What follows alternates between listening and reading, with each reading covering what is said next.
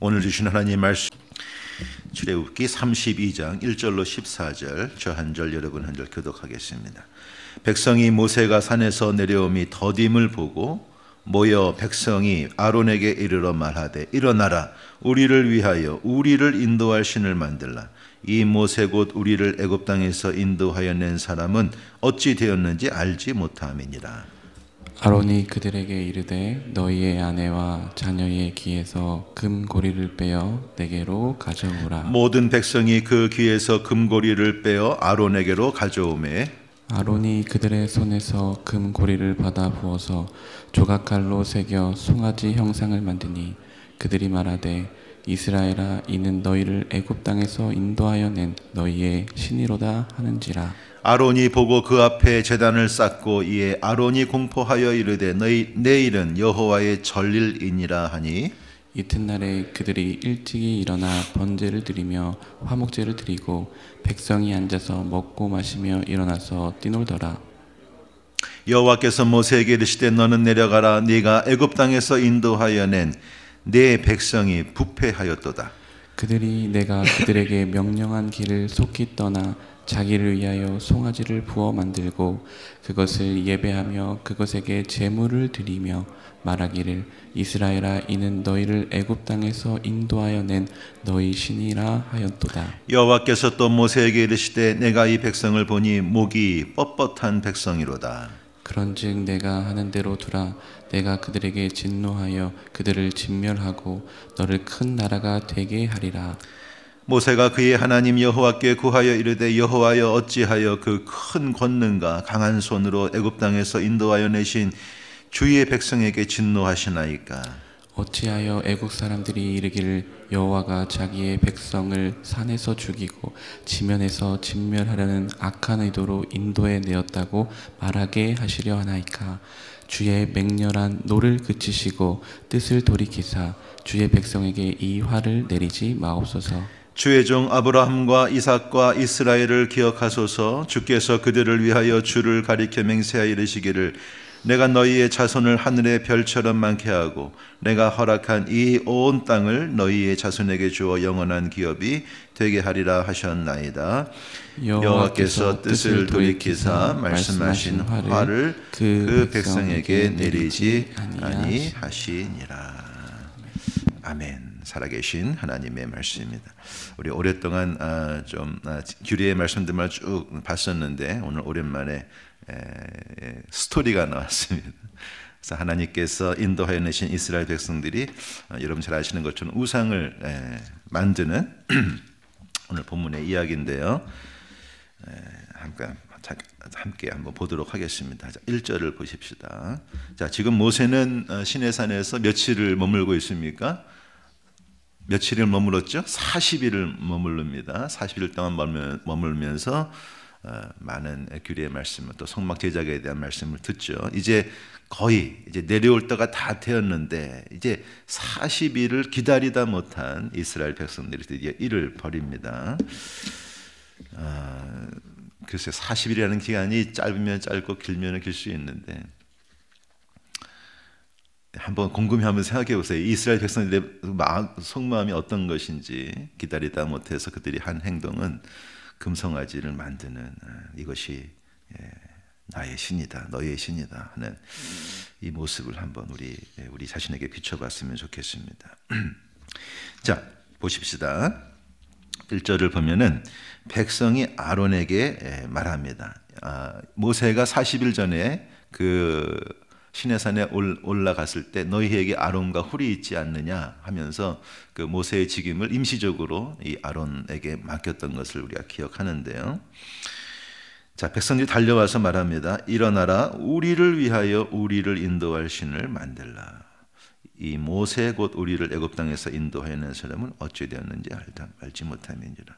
자, 오늘 본문에 주제가 있다고 한다면 우상 숭배입니다. 우상 만들고 섬기는 이 우상 숭배인데 성경에서 우상 얘기가 나오면 뭐 항상 그런 건 아니에요. 근데 거의 같이 따라 나오는 구절이 있는데 그것은 뭐냐면 너를 위하여, 나를 위하여, 우리를 위하여, 너희를 위하여 항상 이게 같이 나옵니다. 그래서 오늘 보면은 이스라엘 백성들 스스로도 그렇게 말을 합니다. 우리를 위하여 우리를 인도할 신을 만들라. 아니 그렇게 하나님께서 여호와 하나님께서 기적을 베풀어 주시고 광야길을 인도해 주셨는데 40일 만에 어떻게 이런 말을 할 수 있죠? 예, 야 이게 참 인간이 이런 존재인가 다시 한번 놀라게 됩니다. 하나님께서 우리 출애굽기 20장이었죠. 십계명의 말씀을 주실 때 1번 계명과 2번 계명 여러분 기억하시죠? 1번 계명 나 외에 다른 신을 섬기지 말라. 2번 계명은 어떠한 우상이나 형상을 만들지 말라. 이게 하나님이라고 하지 말라라고 얼마 전에 말씀하셨는데 기다리다 못한 이 백성들이 결심한 것은 우상을 만들겠다는 겁니다. 그래서 이 보이지 않는 하나님이 보이지 않는다는 것을 하나님이 아실 텐데, 그죠? 우리 인간의 눈에 하나님이 보이지 않기 때문에 하나님을 잘 믿게 하려면 나를 좀 보여야 되지 않을까? 그러면 이게 하나님이야 라는 형상을 만들어 라고 허락할 수도 있을 텐데 하나님은 끝까지 이 계명의 말씀을 통해서 절대 이게 하나님이라고 형상을 만들지 마라. 그러니까 눈에 보이지 아니하는 하나님은 눈에 보이지 않는 하나님으로 인정할 수 있는 믿음을 키워가라는 거죠.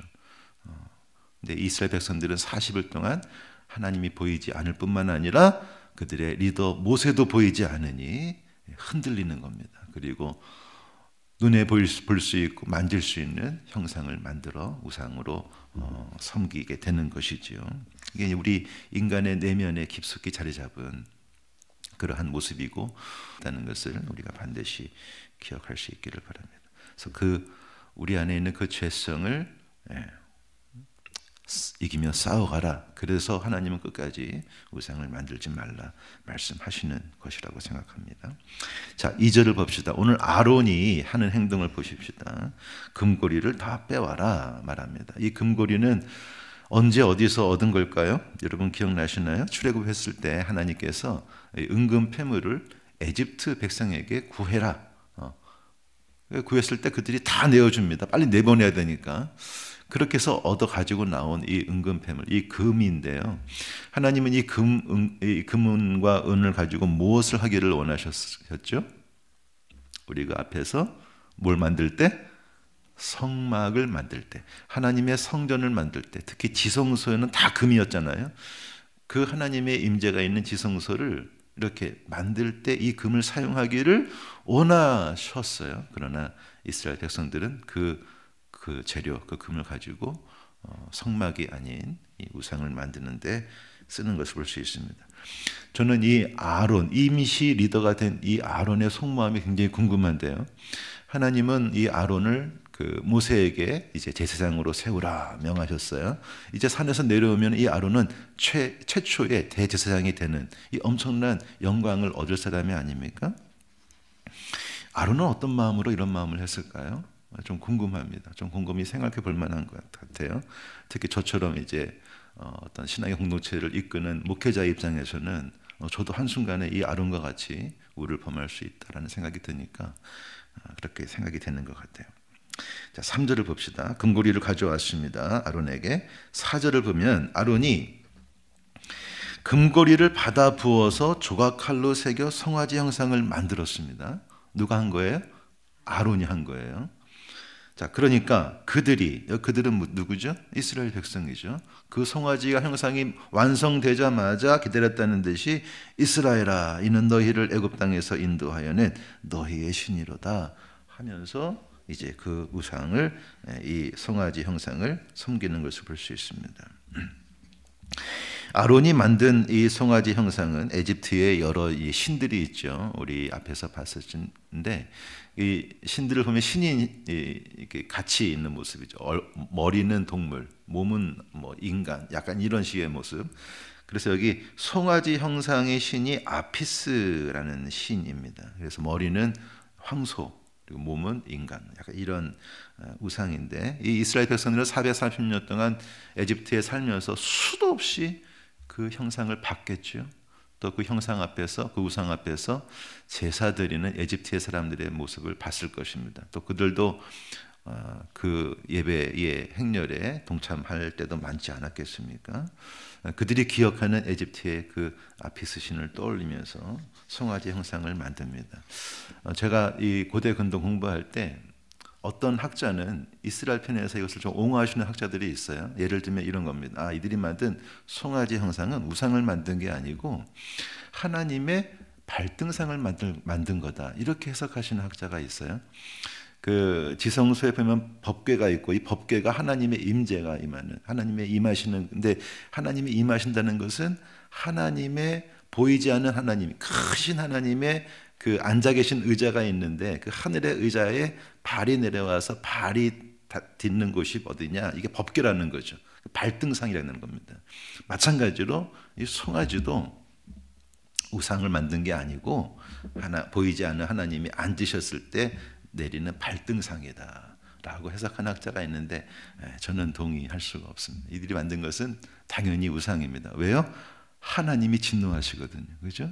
그것만 보더라도 분명히 알 수가 있는 것입니다. 자, 5절을 봅시다. 아론이 아론이 보고 그 앞에 제단을 쌓았다, 이렇게 되어 있습니다. 여기 보다 뭘 봤을까요? 그 자기가 만든 송아지 형상을 볼 수도 있고, 그 송아지를 향해서 야, 너희의 하나님이다, 우리의 하나님이다 라고 외치는 이스라엘 백성들을 볼 수도 있습니다. 그 구약 그 텍스트죠. 구약 그 본문 중에 시리아 본이, 페시타라는 시리아 본이 있는데요. 그 시리아를 본을 보면 여기 보다를 어떻게 해석했냐면 두려워하여라고 기록하고 있습니다. 그 말은 지금 아론이 하는 행동이 아론이 원해서 하는 행동일 수도 있지만, 또 한편으로는 모세는 어디 갔느냐, 하나님은 보이지 않고 당장 우리가 섬길 하나님을 만들어내라라고 외치고 막 달려 들어오는 이스라엘 백성들, 그 어마어마한 사람들 앞에 완전히 압도가 되고 그들을 보고 두려워하여 그들이 원하는 이 우상을 만들어낸 것은 아닐까라고 추정해 볼 수가 있습니다. 자, 아론이 공포합니다. 내일은 여호와의 절일이니라. 여기 여호와의 절일은 우리 하나님 여호와의 절일이 아니라 이 형상이 이제 너희가 말하는 여호와 하나님이니까 내일 축제를 벌이자, 이렇게 공포를 했다고 생각이 들어요. 자, 6절에 축제를 벌이는 모습을 보십시오. 이튿날에 일찍이 일어나 번제, 화목제 드리고 앉아 먹고 마시고 일어나 뛰놉니다. 어찌 보면은 기쁨의 예배를 드리는 것 같지만, 여러분, 이것은 우상입니다. 하나님이 아니라 우상을 만들고 우상 앞에서 먹고 마시고 뛰논다는 것은 무엇을 말할까요? 자기들을 위해서 우상을 만들고 자기들을 위해서 지금 예배를 드리고 있는 것 아니겠습니까? 자기의 욕심과 탐심과 자기들이 지금 이 광야에서 어떻게든 좀 살아나기를 바라는, 여기 뛰논다라는 것이 원문에 짜하라고 되어 있는데요. 여기 이 짜하는 여러 가지 뜻이 있어요. 가장 이제 여러분 잘 아시는 뜻이, 그 하나님께서 이삭을 약속하실 때 그 사라가 웃었잖아요. 웃을 때 그 웃었다가 짜하입니다. 그러니까 웃다. 하나님께서 주시는 말씀을 코웃음치고 툭 튕겨내는. 그리고 이것이 좀 더 뜻이 강해지면 성적으로 타락한 행동을 한다라는 뜻도 있습니다. 짜하하네. 그래서 추측하건대 에집트에서 아피스 신을 섬길 때 하는 그 이방 종교의 그 예배의 모습 속에는 많은 경우 고대 근동이 다 그런데요. 이 어떤 성적인 결합을 통해서 신접하는, 어떤 하나님 경험하는, 이런 신을 경험하는 이런 것들을 하는 굉장히 추잡한 거, 굉장히 난잡한 예배죠. 그래서 그 신이 있는 신전에는 그 성도들, 그러니까 예배드리러 오는 예배자들과 이 성교를 하는 남자 여자들이 상주하고 있는, 이런 지금으로는 상상할 수 없는 그러한 것들을, 그래서 아마 추측컨대 쫙 나오는 것은 이게 하나님이야 라고 하면서 그 안에서 에집트에서 그들이 봤던 그러한 난잡한 성행위가 있는 참 말도 할 수 없는 그러한 제사를 드리는 것을 추측해 볼 수 있습니다. 자, 7절을 보십시오. 하나님께서 지금 모세에게 말합니다. 너는 내려가라. 내가 애굽 땅에서 인도하여낸 내 백성이 부패하였도다. 자, 지금 하나님이 얼마나 화가 나셨는지 여기 알 수 있는데, 자, 뭐라 하셨습니다? 뭐라 하셨습니까? 이스라엘 백성들을 향해서 모세, 네가 애굽 땅에서 인도하여낸 네 백성에게 내려가라. 아니, 하나님이 인도하시고 하나님의 백성 삼으셨는데 내 백성 아니라는 거예요. 지금 하나님은 완전히 이스라엘 백성들에게 실망하셨고 완전히 지금 진노하시는 것입니다. 네 백성이다. 네가 책임져라. 8절입니다. 그들이 내가 그들에게 명령한 길을 속히 떠나. 속히 떠난 건 맞습니까? 틀립니까? 맞죠? 40일 동안 안 보였다고 어떻게 이렇게 행동할 수 있습니까? 하나님께서 굉장히 지금 분노하십니다. 자, 9절을 봅시다. 내가 이 백성을 보니 목이 뻣뻣한 백성이다. 여기 뻣뻣하다, 카쉐라는 단어인데 이것은 농사 지을 때 소나 말을 이렇게 사용하는데 말 듣지 않는 소. 여러분, 소가 한번 안 가겠다고 버티면 이거 재간이 없지 않습니까? 농사는 져야 되는데 소는 움직이지 않고 그러한 것이죠. 하나님께서 지금 이끌고자 하시는 그 가나안 땅이 저 앞에 있는데 좀만 기다리면 그 길로 갈 수 있는데 움직이지 않는, 그리고 하나님과의 뜻과는 정반대로 그렇게 금지하신 우상 숭배에 빠져 있는 정말 뻣뻣한 소 같은 그러한 모습이죠. 10절입니다. 자, 그런즉 내가 하는 대로 두라. 내가 그들에게 진노하여 그들을 진멸하고 너를 큰 나라가 되게 하리라. 자, 모세의 입장에서는 이 말씀이 혹하게 들릴 수도 있었을 것 같아요. 지금 하나님은 지금까지는 아브라함에게 주신 약속을 이루기 위해 430년을 기다리셨는데 도저히 안 되겠다. 이 백성은 가망이 없다. 이거 내가 다 쓸어버리고 모세, 내가 너하고 다시 언약을 맺겠다. 너를 통해서 큰 민족을 이루겠다. 오늘 이 큰 나라가 되게 하리라. 이것은 아브라함에게 하신 말씀과 똑같은 말씀이거든요.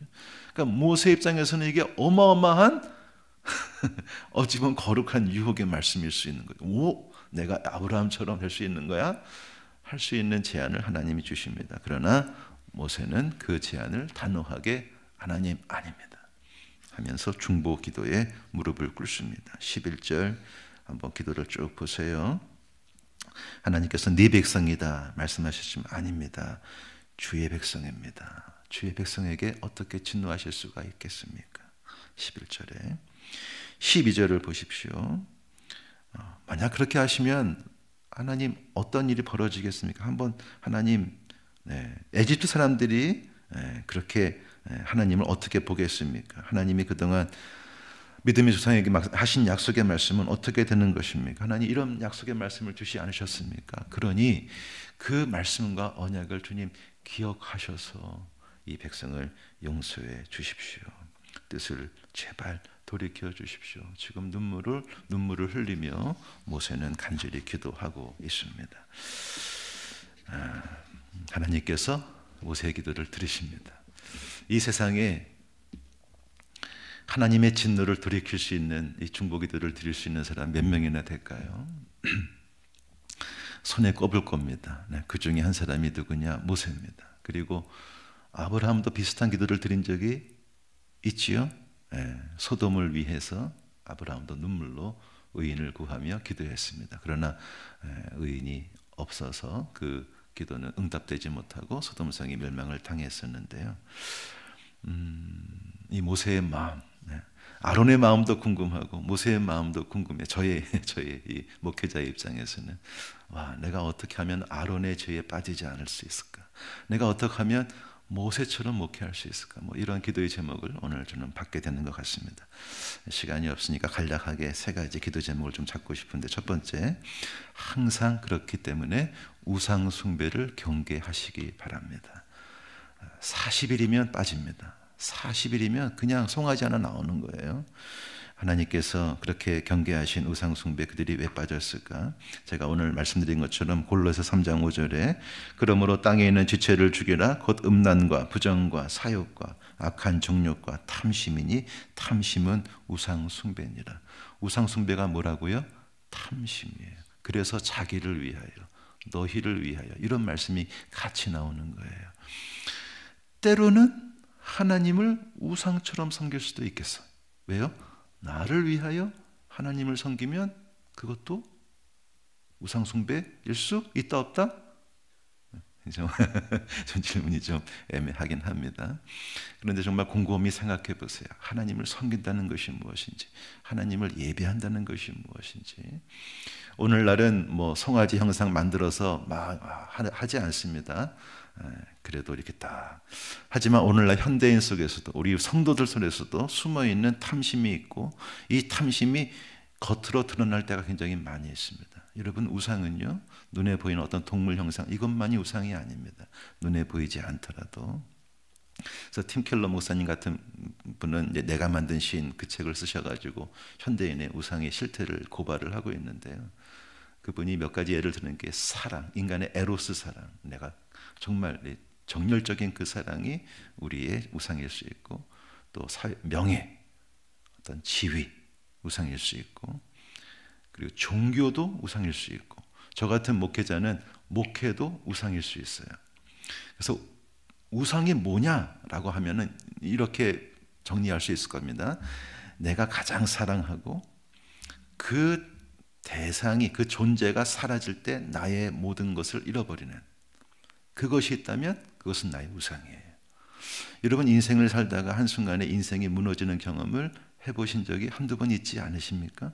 저도 그런 경험이 있어요. 근데 그때 내가 무너지게 된, 내가 잃어버린 그 무엇이 나에게는 뭐가 된다는 거예요? 우상이 된다는 거예요. 그렇기 때문에 이 세상 누구나가, 모든 크리스찬들도 한순간에 우상 숭배에 빠질 수 있다.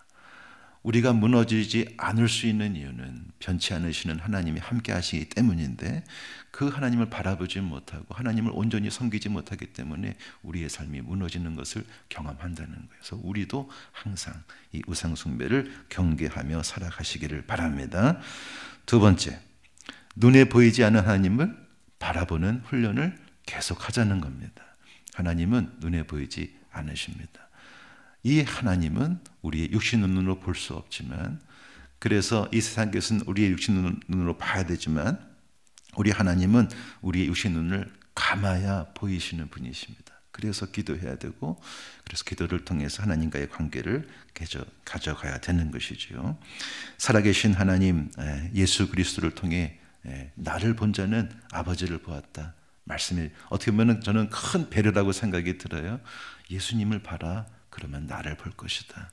그래서 우리 말씀을 통해 기록되어 있는 그 예수님의 삶과 모습과 말씀을 통해서 살아계신 하나님을 바라보는 훈련, 이것들을 계속 하시기를 축원합니다.